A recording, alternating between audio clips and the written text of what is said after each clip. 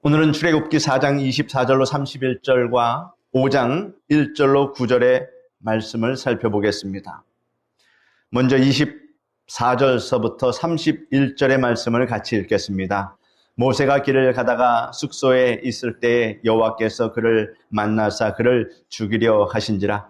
십보라가 돌칼을 가져다가 그의 아들의 보피를 베어 그의 발에 갖다 대며 이르되 당신은 참으로 내게 피남편이로다 하니 여호와께서 그를 놓아 주시니라. 그때 십보라가 피남편이라 함은 할례 때문이었더라. 여호와께서 아론에게 이르시되 광야에 가서 모세를 맞으라 하시매 그가 가서 하나님의 산에서 모세를 만나 그에게 입맞추니 모세가 여호와께서 자기에게 분부하여 보내신 모든 말씀과 여호와께서 자기에게 명령하신 모든 이적을 아론에게 알리니라. 모세와 아론이 가서 이스라엘 자손의 모든 장로를 모으고 아론이 여호와께서 모세에게 이르신 모든 말씀을 전하고 그 백성 앞에서 이적을 행하니 백성이 믿으며 여호와께서 이스라엘 자손을 찾으시고 그들의 고난을 살피셨다 함을 듣고 머리 숙여 경배하였더라. 하나님께서 모세를 부르셨습니다. 애굽에서 이스라엘 백성을 출애굽을 해내는 그 사명을 주셨고 모세는 떨기나무 가운데서 임하신 하나님의 음성을 들었습니다. 하지만 오늘 본문은 그 사명을 감당하기 위해서 길을 가던 중 하나님께서 갑자기 모세를 죽이려 하셨다 하는 충격적인 장면으로 오늘 말씀이 시작이 됩니다. 여호와께서 그를 만나사 그를 죽이려 하신지라. 이 구절은 왜 하나님이 갑자기 모세를 죽이려 하셨는지 그 이유를 묻게 하는 구절입니다. 오늘 말씀은 그 이유와 함께 하나님의 언약, 순종, 그리고 믿음의 회복에 대한 깊은 메시지를 담고 있습니다. 모세가 하나님의 명령에 순종하여 애굽으로 가는 길이었습니다. 그런데 숙소에서 하나님께서 모세를 죽이려 하셨습니다. 어떤 형국이 일어났는지 아마 하나님께서 모세를 죽이려고 붙드신 것 같습니다. 그 이유는 명확하게 설명되어 있지 않지만 모세가 자신의 아들에게 할례를 행하지 않았기 때문이라는 것이 문맥상 나타나고 있습니다. 하나님께서 아브라함과 맺으신 언약의 표시가 바로 할례였습니다. 하나님께서 아브라함에게 창세기 17장 10절로 14절에 이렇게 말씀하셨습니다. 너희 중 남자는 다 할례를 받으라. 이것이 나와 너희와 너희 후손 사이에 지킬 내 언약이니라. 너희는 보피를 베어라. 이것이 나와 너희 사이의 언약의 표징이니라. 너희의 대대로 모든 남자는 집에서 난 자나 또는 너희 자손이 아니라 이방 사람에게서 돈으로 산 자를 막론하고 난 지 8일 만에 할례를 받을 것이라. 너희 집에서 난 자든 너희 돈으로 산 자든지 할례를 받아야 하리니 이에 내 언약이 너희 살에 있어 영원한 언약이 되려니와 할례를 받지 아니한 남자 곧 그 보피를 베지 아니한 자는 백성 중에서 끊어지리니 그가 내 언약을 배반하였음이라. 이렇게 하나님께서 아브라함에게 명하신 적이 있었다. 모세가 이 중요한 언약의 징표를 무시했기 때문에 하나님은 진노하셨고 십보라는 그 위급한 순간에 돌칼을 가져다가 아들의 보피를 베어서 모세의 발에 대면서 그가 이렇게 얘기합니다. 25절에 당신은 참으로 내 피남편이로다.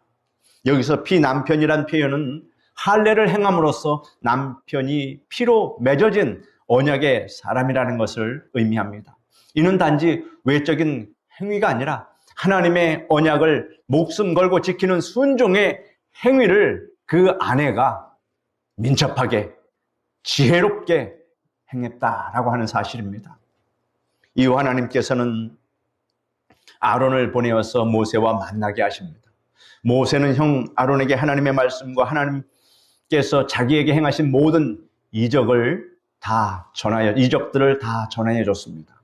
그리고 두 사람은 이스라엘 장로들에게 나아가서 하나님의 뜻을 선포합니다. 30절 31절에 보면 아론이 여호와께서 모세에게 이르신 모든 말씀을 전하고 그 백성 앞에서 이적을 행하니 백성이 믿으며 여호와께서 이스라엘 자손을 찾으시고 그들의 고난을 살피셨다 함을 듣고 머리 숙여 경배하였더라 라고 말합니다. 이 장면은 이스라엘 백성이 하나님의 구원 계획에 응답하여서 믿음으로 순종하는 그러한 순간입니다. 그리고 머리 숙여 경배하였다 하는 구절은 오랜 고통 속에서 마침내 하나님께서 자신들을 돌보셨다는 깊은 감동을 표현하는 것입니다.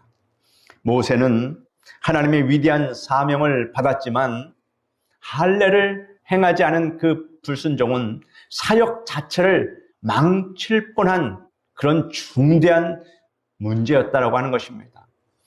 디모데후서 2장 21절에 보면 그러므로 누구든지 이런 것에서 자기를 깨끗하게 하면 귀히 쓰는 그릇이 되어라고 기록하고 있습니다. 하나님의 일을 하기 전에 하나님의 기준에 부합한 거룩한 준비가 필요하다 그런 것입니다.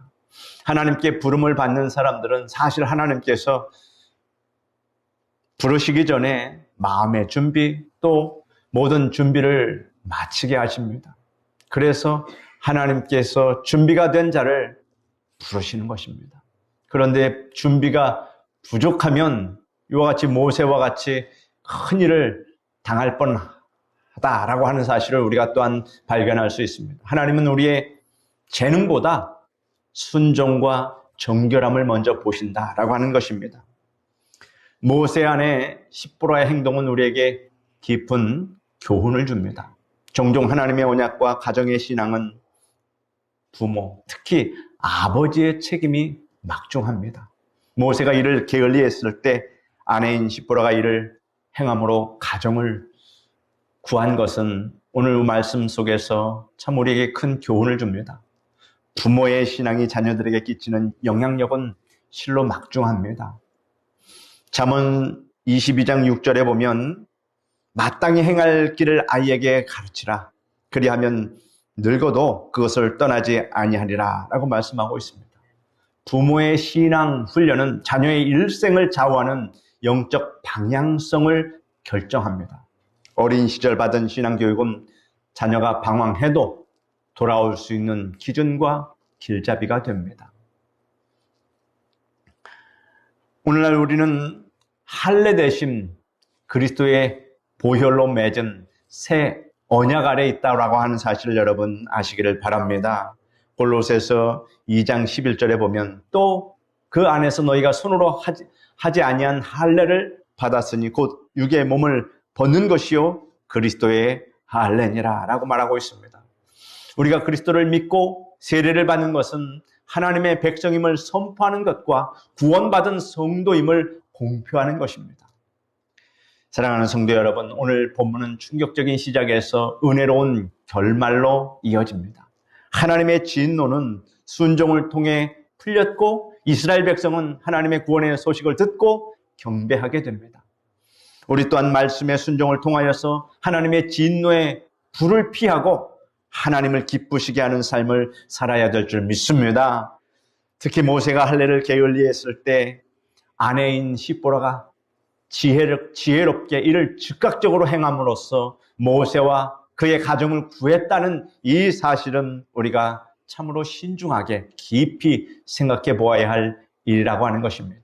그러므로 한 여인의 그 지혜와 또 믿음과 순종은 참으로 귀한 귀감이 되고 우리 또한 가정에서 이 십보라와 같은 그러한 역할을 감당해야 한다라고 하는 것을 여러분 꼭 아시기를 바랍니다. 먼저 믿은 사람이 하나님을 깨달은 사람이 이를 행할 의무가 있다라고 하는 사실을 아시고 나의 믿음을 통해서 우리 온 가정이 다 구원을 받을 수 있다면 얼마나 보람되고 얼마나 행복합니까? 이러한 놀라운 역사들이 여러분 가정에 다 일어나기를 간절히 축원드립니다. 5장 1절로 9절의 말씀을 같이 읽겠습니다. 그 후에 모세와 아론이 바로에게 가서 이르되 이스라엘의 하나님 여호와께서 이렇게 말씀하시기를 내 백성을 보내라. 그러면 그들이 광야에서 내 앞에 절기를 지킬 것이니라 하셨나이다. 바로가 이르되 여호와가 누구이기에 내가 그의 목소리를 듣고 이스라엘을 보내겠느냐? 나는 여호와를 알지 못하니 이스라엘을 보내지 아니하리라. 그들이 이르되 히브리인의 하나님이 우리에게 나타나셨은즉 우리가 광야로 사흘 길쯤 가서 우리 하나님 여호와께 제사를 드리려 하오니 가도록 허락하소서. 여호와께서 전염병이나 칼로 우리를 치실까 두려워하나이다. 애굽 왕이 그들에게 이르되 모세와 아론아 너희가 어찌하여 백성의 노역을 쉬게 하려느냐? 가서 너희의 노역이나 하라. 바로가 또 이르되 이제 이 땅에 백성이 많아졌거늘 너희가 그들로 노역을 쉬게 하는도다 하고, 바로가 그날에 백성의 감독들과 기록원들에게 명령하여 이르되 너희는 백성에게 다시는 벽돌에 쓸 집을 전과 같이 주지 말고 그들이 가서 스스로 집을 줍게 하라. 또 그들이 전에 만든 벽돌 수요대로 그들에게 만들게 하고 감하지 말라. 그들이 게으름으로 소리질러 이르기를 우리가 가서 우리 하나님께 제사를 드리자 하나니 그 사람들의 노동을 무겁게 함으로 수고롭게 하여 그들로 거짓말을 듣지 않게 하라. 하나님은 우리에게 자유를 주셨습니다. 그러나 사탄은 이 자유를 빼앗으려고 합니다.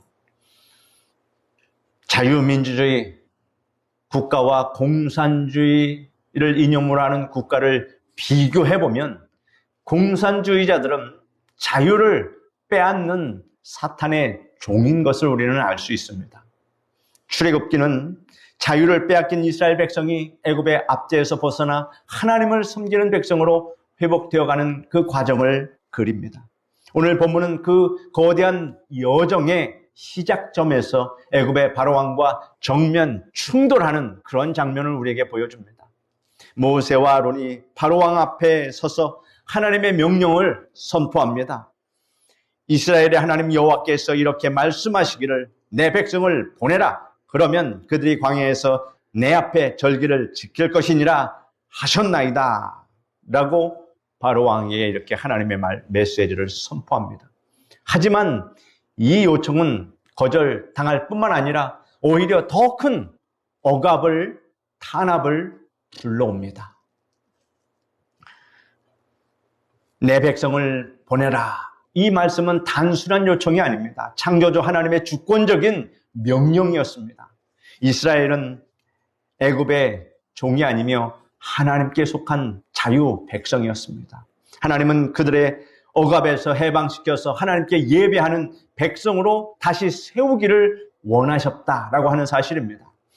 하나님의 구원의 목적, 출애굽의 목적은 단지 고난에서 벗어나는 것이 아니라 하나님을 예배하는 삶으로 이 백성들을 인도한다는 것입니다.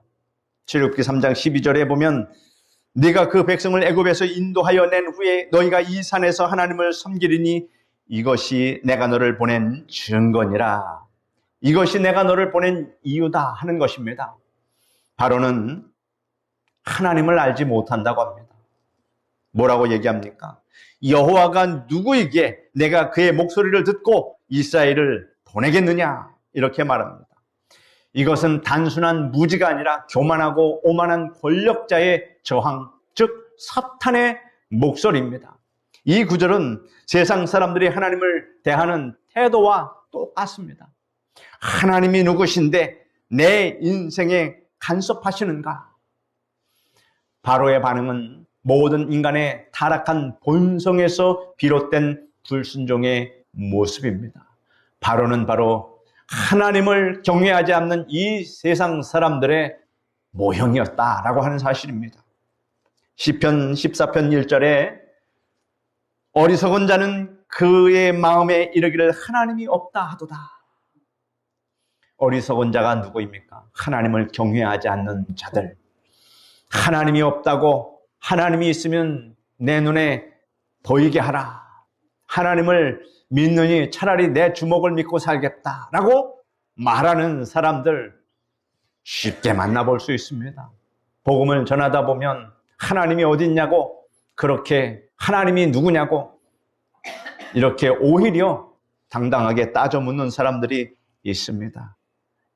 애굽의 바로왕과 같은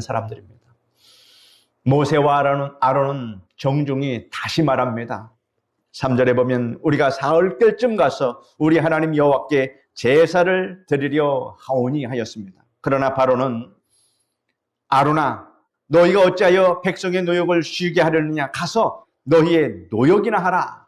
이렇게 말합니다. 하나님의 백성들에게 더 많은 고역을 지우고 더 무겁게 짓누르기 시작합니다. 그러나 고난이 이 신앙의 길을 막을 수 없습니다. 방해할 수 없습니다. 오히려 신앙의 불을 당겨오는 그러한 역할을 합니다. 우리가 하나님의 뜻을 따라 살려고 할 때 세상도 쉽게 물러가지 않습니다. 강력하게 저항합니다. 바로처럼 오히려 더 큰 핍박으로 박해한다는 사실을 우리는 알아야 합니다. 한 가정에서 예수님을 믿는 어떤 젊은이가 있으면 그 한 가정에 예수님 믿는 사람으로 인해서 온 가정이 다 풍파가 끝일 날이 없고 그 청년은 온 가족으로부터 핍박을 받는 것이 예사입니다. 영적인 전쟁이 그렇게 가정에서 믿는 자와 믿지 않는 자가 일어나게 된다라고 하는 사실을 우리는 알 수 있습니다. 이와 같은 똑같은 현상이 지금 이 출애굽기에서 벌어지고 있다라고 하는 사실입니다. 디모데후서 3장 12절에 무릇 그리스도 예수 안에서 경건하게 살고자 하는 자는 박해를 받으리라. 이렇게 아주 딱 정의하고 있습니다. 예수님을 섬기고 경건하게 살고자 하는 자는 세상에 박해를 받는 것이 당연하다. 자연스러운 일이다. 이상한 일로 취급하지 말아라. 내가 예수님을 믿기로 했는데 왜 내게 이렇게 고난이 많이 찾아옵니까? 이 말을 하는 것은 아직 신앙의 진보가 더딘 사람입니다. 바로는 백성에게 벽돌을 만드는 그 지푸라기를 더 이상 제공하지 말라고 명령합니다. 노동을 무겁게 함으로 거짓말을 듣지 않게 하라. 이렇게 말합니다. 그는 하나님의 말씀을 거짓말로 규정하며 노동과 억압으로 믿음을 말살하려고 합니다.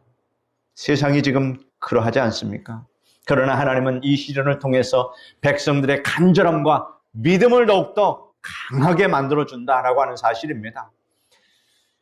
이 시련이 없었다면 이스라엘 백성은 애굽에서 자유를 갈망하지 않았을지도 모릅니다. 여기가 좋사오니 하고 그저 눌러 앉아서 출애굽하지 않으려고 했을 수도 있다라고 하는 것입니다. 그렇다면 하나님께서 약속하신 젖과 꿀이 흐르는 가나안 땅에 결코 들어가지 못했다라고 하는 것입니다. 가나안 땅에 들어가기 전에 어디서? 시내 산에서 모세가 율법을 받음으로 그 이스라엘 백성과 하나님과의 언약 백성으로서의 그 관계도 이루어지지 않았다라고 하는 것입니다. 무조건 가나안 땅에 들여보낸 것이 아니라 시내 산에서 언약을 맺은 겁니다. 계약을 맺은 겁니다. 하나님께서 받은 그 말씀을 모세가 백성들에게 설파하니 백성들이 다 좋게 여겨서 우리가 다 하나님의 말씀을 믿고 따르겠다고 순종하겠다고 그렇게 하나님은 말씀하셨고 백성은 따르겠다고 순종해서 언약을 맺어서 하나님의 이스라엘 백성들이 됐고 하나님의 백성이 됐다라고 하는 것. 만약에 출애굽하지 않았다면 이런 언약 백성의 관계 이루어지지 않았다라고 하는 것입니다. 그때의 시내산에서 맺은 그 언약의 관계가 깨지지 않고 지금까지 수천 년이 흘렀지만 이스라엘 민족과 하나님과의 관계는 언약 백성의 관계로 그것이 끊어지지 않고 그 명맥을 지금까지 유지하고 있다라고 하는 사실은 참으로 놀라운 일입니다. 이런 고난 속에서 오히려 고난이 소망을 이루는 촉매 역할을 한다는 사실을 우리는 발견할 수 있습니다. 그래서 고난이 다 헛된 것이 아니다라고 하는 사실을 우리는 또한 깨닫게 됩니다. 로마서 5장 3절로 4절에 다만 이뿐 아니라 우리가 환난 중에도 즐거워하나니 이는 환난은 인내를 인내는 연단을 연단은 소망을 이루는 줄 알미로다. 여러분 이 말씀은 반드시 여러분들이 마음속에 다 암송해야 합니다. 이 세상에서 살아가는데 어찌 환난과 고통과 연단이 없겠습니까? 그러나 이것이 결코 내게 해로운 것이 아니다라고 하는 것입니다. 야곱은 믿음이 연약할 때에 그가 당한 모든 일들을 다 나를 해롭게 하는 것이다 이렇게 선포했지만 하나님 말씀은 그렇지 않다라고 말하는 것입니다. 그 연단은 소망을 이루는 줄을 알아라 우리에게 말씀하고 있음을 여러분 아시고 하나님께 안에서는 모든 것이 다 유익이 된다 이렇게 믿고 살아가는 여러분 되시기를 바랍니다. 오늘 말씀 가운데서 우리가 찾아야 할 좋은 귀한 교훈의 말씀들이 있습니다. 하나님의 뜻을 따를 때 고난이 찾아올 수 있다라고 하는 이 사실, 그것을 이상하게 여기지 마시길 바랍니다. 하나님의 부르심을 따라 순종하여 행할 때 모든 것이 순탄할 것이라 기대하기 쉽습니다. 그러나 현실은 정반대일 때가 많습니다. 모세와 아론은 하나님의 뜻을 전했지만 그 결과는 고통이었습니다. 그러나 하나님의 계획 속에 있는 고난은 의미 없는 고통이 아니라 훈련과 믿음의 성장 과정이라는 사실을 여러분 믿으시기를 바랍니다. 예배는 단순한 종교 행위가 아니라 삶의 목적이라고 하는 사실입니다. 우리가 무엇 때문에 이 세상에서 와서 무엇 때문에 우리가 살아가고 있습니까? 하나님께서 말씀하셨습니다. 이 백성은 나를 위하여 지었나니 나의 찬송이 되게 하려 하십니다. 우리는 하나님을 위해서 존재하고 하나님께 찬양과 예배를 드리기 위해서 존재하는 것이지 이 땅에서 먹고 마시고 잘 먹고 잘 살기 위해서 우리가 존재하는 그런 사람이 아니다라고 하는 것입니다. 그러나 사탄은 그 목적을 변형시킵니다. 너희들이 이 땅에서 잘 먹고 잘 사는 것, 성공하는 것, 그것이 너희들의 인생이다. 인생의 목표다. 그것을 위해서 온 삶을 다 거기에 다 쏟아부어라. 그래서 그것을 위해서 잘못된 목표를 위해서 그것을 위해서 살다가 결국은 지옥으로 갑니다. 그러나 하나님은 우리에게 인생의 목표를 하나님을 예배하는 데 두셨다. 평생 하나님을 예배하다가 그렇게 하나님과 함께 살다가 우리의 육신의 장막이 무너지면 우리는 천국으로 들어갑니다. 아무리 이 땅에서 박하게 살았을지라도 거짓 나사로와 같이 살았을지라도 하나님은 결국은 마지막에 천군천사로 그를 품어서 천국으로 인도해 주신다라고 하는 이 사실을 여러분 믿으며 살아가시기를 간절히 바랍니다. 하나님은 백성을 광야로 인도하여서 예배를 절기를 지키게 하려고 하셨습니다. 이 예배 곧 하나님과의 관계 회복이 예배와 하나님과의 관계 회복이 출애굽의 본질적인 목적이라는 것을 알아야 합니다. 우리는 무엇을 위해 살아야 하는가? 세상의 성공보다 더 앞서야 할 것은 하나님을 향한 예배와 참된 신앙을 지키며 살아가야 하는 것입니다. 믿음의 외침은 거절당해도 하나님의 뜻은 변하지 않는다고 하는 사실입니다. 모세와 아론의 외침은 바로왕 앞에서 거절당했지만 그렇다고 하나님의 뜻을 바꿀 수는 없습니다. 하나님의 말씀이 때로 무시되고 사람들에 의해서 조롱받을지라도 결코 하나님의 말씀은 땅에 떨어지거나 헛되지 않다라는 사실을 믿으시기를 바랍니다. 하나님의 때가 다가오고 있으며 그 뜻은 반드시 이루어집니다. 하나님은 전지전능하시기 때문에 하나님보다 강력한 어떤 존재가 없기 때문에 하나님이 결심하시고 그 뜻을 굽히지 않는 이상 하나님은 그 뜻대로 모든 것을 다 실현시킨다라고 하는 사실입니다.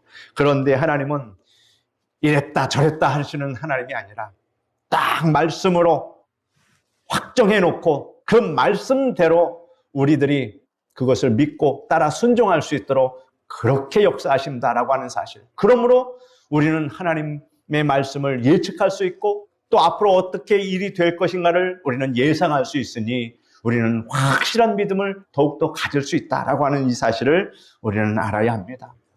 사랑하는 성도 여러분, 하나님은 오늘 우리에게 말씀하십니다.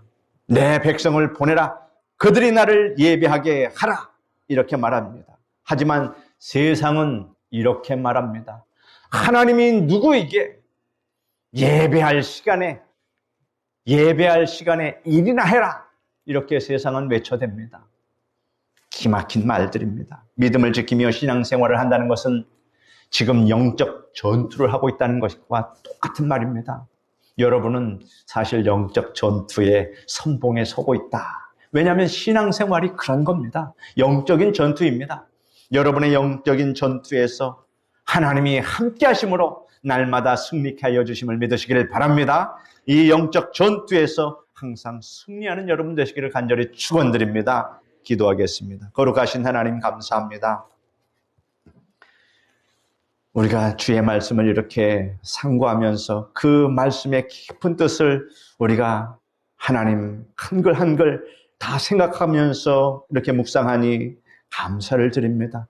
우리의 연약한 믿음이 하나님의 말씀을 들을 때 더욱더 강력하게 하여 주시고 이 영적인 세계를 우리가 온전히 영안의 눈으로 밝히 보며 깨달아 알 수 있도록 역사하여 주시니 감사합니다. 이 말씀 가지고 날마다 영적 전쟁에서 승리하는 우리 모든 성도님이 다 되게 하여 주시옵소서. 예수님의 이름으로 기도드립니다. 아멘.